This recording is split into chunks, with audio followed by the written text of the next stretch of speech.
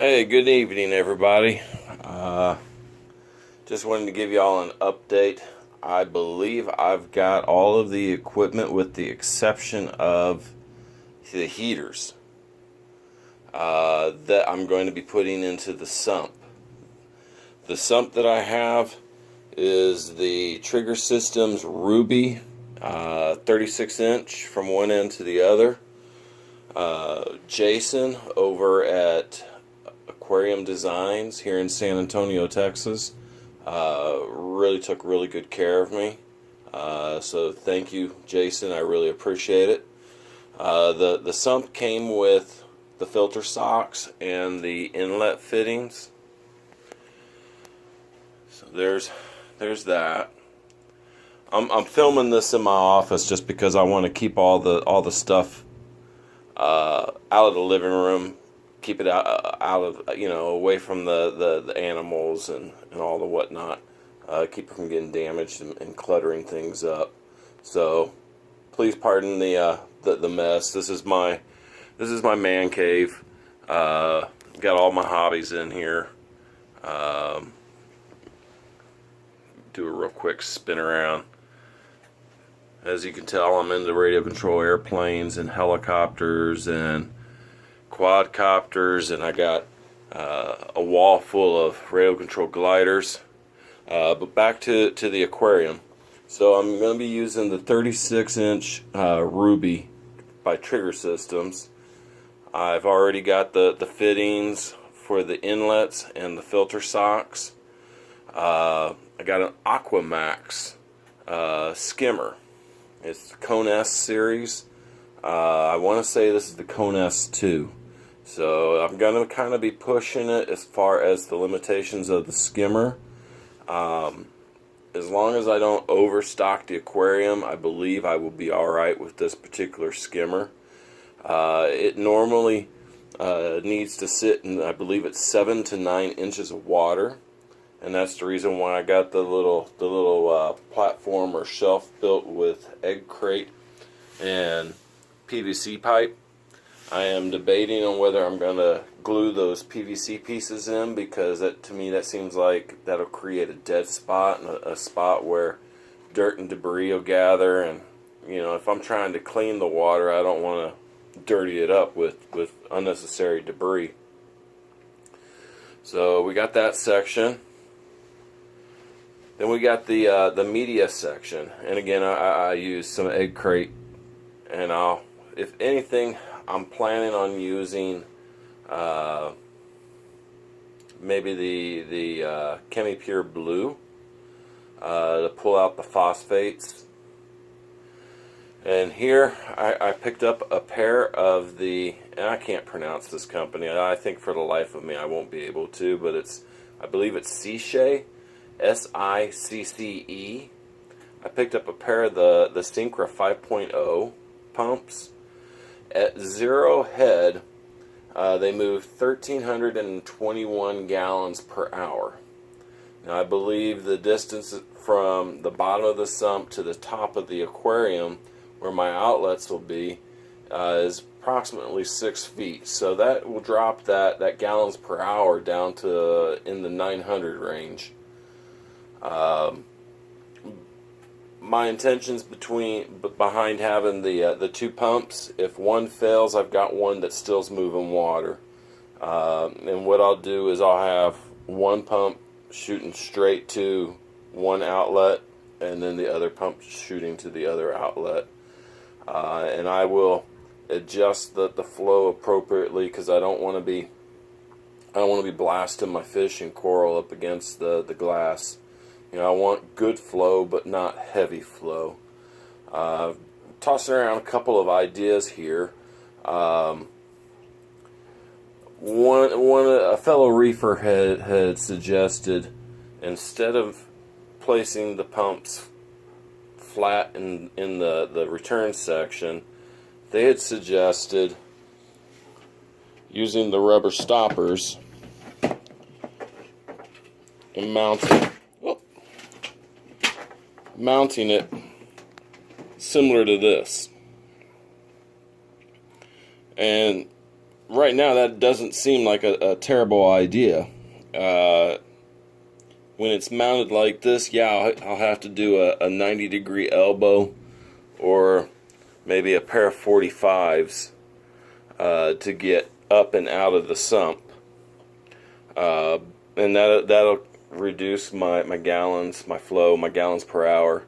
I couldn't tell you off the top of my head. However, one advantage to doing that is it gives me direct access to the flow control knob.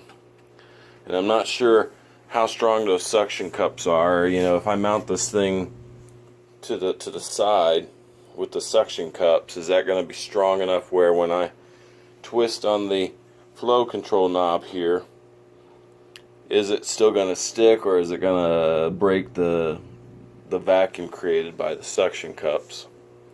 I can play around with that, and I've got plenty of egg crate laying around. I could actually build a platform for this to sit on so that it's up off of the bottom, you know, maybe an inch or so. So I still got, you know, some things to figure out what I'm going to do, what's the best way to go with this. I'm getting pretty excited. I don't know if anybody noticed underneath here, this is the original tile that's in the house now, and we're looking to go with the similar colors so we don't have to redo all of our countertops and our backsplashes in the kitchen. You might be asking, why not go with the same type of tile from the same manufacturer? Well, the manufacturer's name is Ilva, and they are based out of Argentina. So it's not like I can just go down to the corner tile store and pick up replacement tile. So we're probably going to be ripping up perfectly good tile so that we can put matching tile throughout the entire downstairs. This is actually getting to be kind of an expensive aquarium project. I estimated between all the equipment that I would need to buy, the salt, the rocks, the lighting, and all of that, I estimated roughly about $1,500, I believe, $1,500 to $2,000. I've already got a tank, and I'm gonna buy the materials and build a new stand. I've already made that decision, just because I don't like how it sits on those shims, and I would like to have room underneath the tank to remove the skimmer cup to clean it out and to service the skimmer itself. So I'm going to need to build a bigger stand, and that's not a problem. I'm not afraid of getting a little sawdust in my hair. But this is what we're looking at. The flooring project, man, it's gonna be a killer. I'm looking at between $6,000 and $7,000 to get the old floor ripped out and get new flooring put in. This particular tile, I was told when you look at the edge of the tile, if it's white, it is ceramic, and then if it's red, it's porcelain. I've been told by several stores that the porcelain can support the weight of the stand, the tank, the water, and everything, and that the ceramic will most likely crack under the weight. I'm not looking to crack perfectly good tile. So we're going to be going, it sounds like we're going to be going with the porcelain tile, which is anywhere from $3 to $4.50 from what I saw per square foot. And I'm going to have to cover, if we do the entire downstairs, I'm looking at 947. We'll round up to 950 square feet. So you take 950 times, we'll be generous and say 4. You know, that's over 3,000 in materials alone. And a couple stores quoted me $3 a square foot for installation. You know, again, 950 times 3. Yeah, it's gonna be an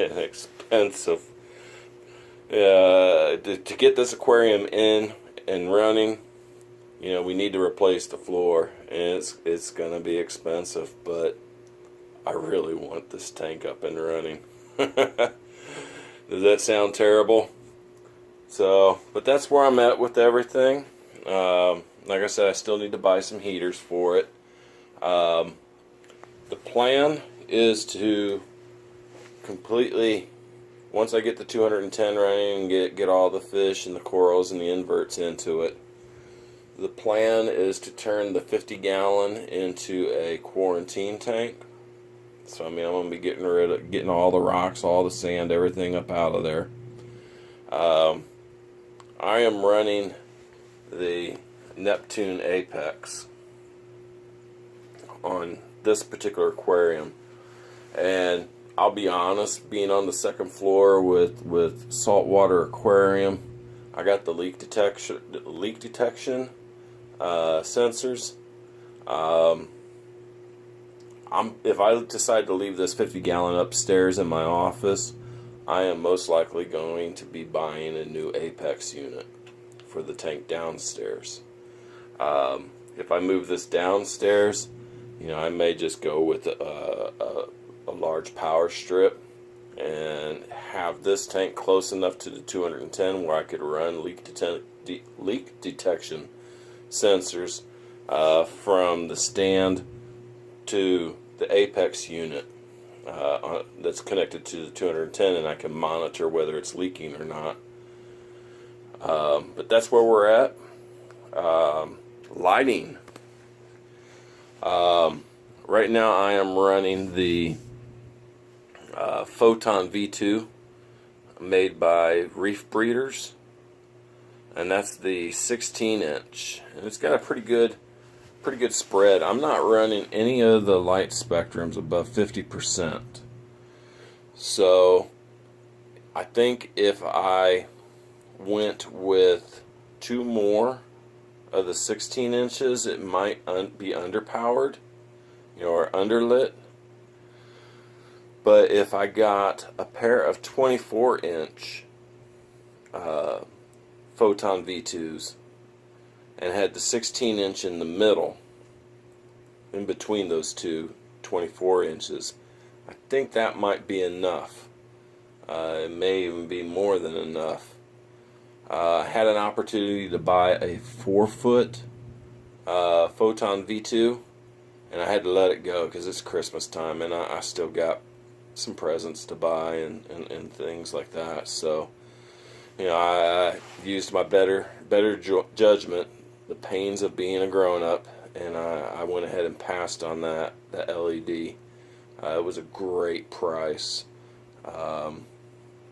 But, you know, opportunities often knock more than once. You know, what's the saying? It only knocks once. Well, I've seen those 4-foots up on the forums, people trying to sell them. So I may still be able to get a 4-foot, but I think two 24 inches will be plenty. So we'll see. I got nothing but time. It's looking like probably late January or February before we get going with the flooring. So I got time, and I'm not going anywhere at least soon.